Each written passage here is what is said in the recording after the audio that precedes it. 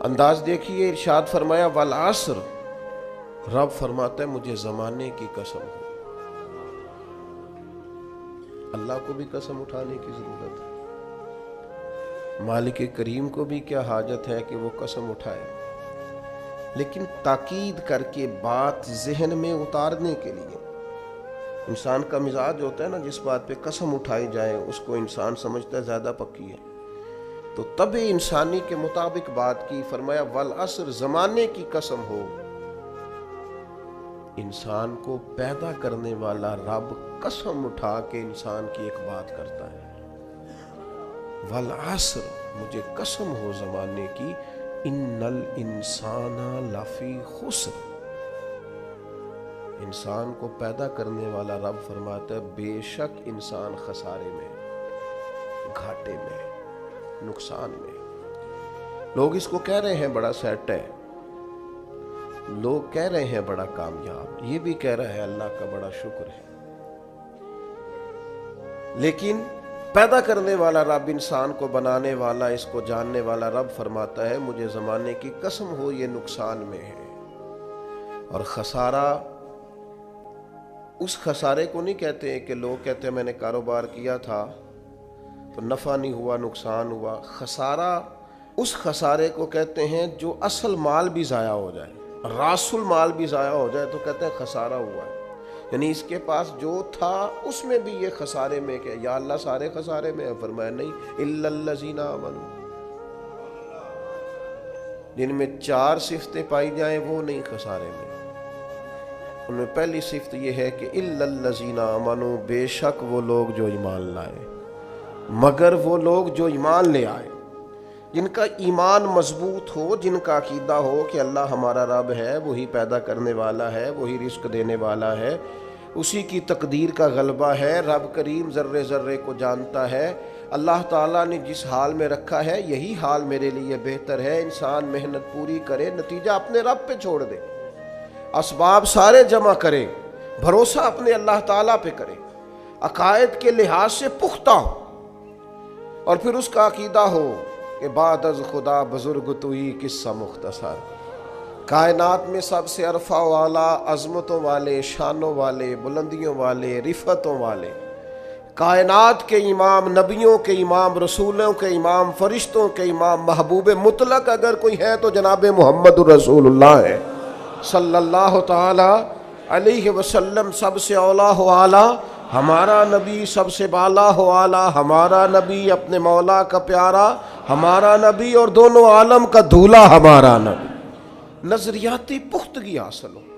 عقائد پختہ ہو، ایمان میں عقائد پوری طرح داخل ہے، عقائد اہل سنت کا پابند ہو بندہ۔ پھر ایک اور بنیادی عقیدہ ہے، اسی ضمن میں سارے عقائد آ جاتے ہیں، فرشتوں پر بھی ایمان ہو، اللہ کے تمام انبیاء پر ایمان ہو، اچھی بری تقدیر پر ایمان ہو، لیکن ایک بنیادی عقیدہ جس کو عقیدہ آخرت کہا جاتا ہے، اس پر انسان کا ایمان ہونا بڑا ہی ضروری ہے۔ اگر آخرت پر ایمان کمزور ہو جائے تو دنیا میں جتنے بھی عمل ہم کرتے ہیں یہ سارے کمزور ہو جائیں۔ یہ جو لوگ ڈپریشن میں، ٹینشن میں، انزائٹی میں چلے جاتے ہیں اور ایک بات بار بار کرتے ہیں کہ میرے ہی ساتھ ایسا کیوں ہوتا ہے، آخر بڑی ہی کوشش کے بعد میں ہی ناکام کیوں رہ گیا، تو انہیں بتایا جائے گا کہ کامیابی پتہ کیا ہے؟ لا یستوی اصحاب النار و اصحاب الجنہ، اصحاب الجنت هم الفائزون، جنتی اور جہنمی برابر نہیں ہیں، کامیاب وہ ہیں جنہیں اللہ تعالیٰ نے اصحاب جنت بنایا ہے۔ جو جنتی ہیں وہ کامیاب ہیں، جس کو اپنی آخرت کے تعلق سے اللہ تعالیٰ نے فکر سلیم دی ہے، راہ ہدایت دی ہے، اعمال حسنہ پر استقامت دی، اور وہ سمجھتا ہے کہ میں محنت اپنی آخرت کو ٹھیک کرنے کے لیے کر رہا ہوں، جد و جہد میری اپنی قبر کے لیے، حشر کے لیے، آخرت کے لیے۔ آخرت پر جس بندے کی توجہ ہے وہ بندہ کامیاب ہے۔ اس لیے دنیا میں اگر دنیاوی طور پر کوئی ناکامی آ بھی جائے تو کوئی اتنی بڑی ناکامی نہیں ہے، اس لیے کہ اصل کامیابی آخرت کی کامیابی۔ تو عقائد مضبوط ہوں، اور پھر عقائد اہل سنت کی پابندی اس کے پاس موجود ہو، نہ رفض کی طرف اس کا رجحان ہو، نہ خارجیت کی طرف اس کا رجحان ہو، اس کے نظریات ستھرے ہوں، اجلے ہوں، خوبصورت ہوں، وہ رسول پاک کی ذات گرامی کی پوری غلامی کرنے والا وہ شخص،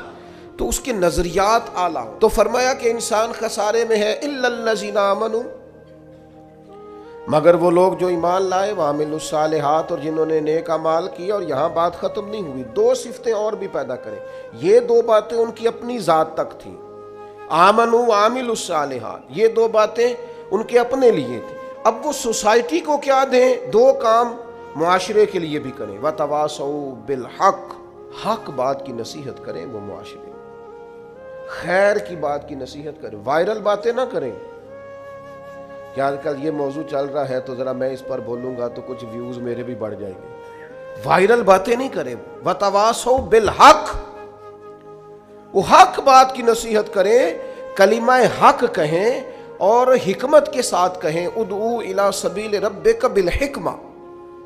دانائی کے ساتھ کہیں، لوگوں کو سمجھانے کی نیت سے کہیں، کلمہ حق ان کی زبان پر آئے۔ اور میرے نبی پاک علیہ السلام نے فرمایا سب سے افضل جہاد ظالم بادشاہ کے سامنے کلمہ حق کہنا ہے۔ آپ حق کے ساتھ کھڑے ہوں، پھر آپ لوگوں کو امر بالمعروف کریں، پھر نہی عن المنکر کہیں،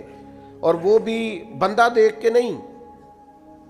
اگر امیر آدمی غلطی کر رہا ہے تو پھر آپ خاموش ہیں، اور کسی غریب کو کرتے دیکھ لیا ہے تو آپ نے دینی حکمت کو بھی پیش نظر نہیں رکھا اور اسے رسوائی کر دیا ہے،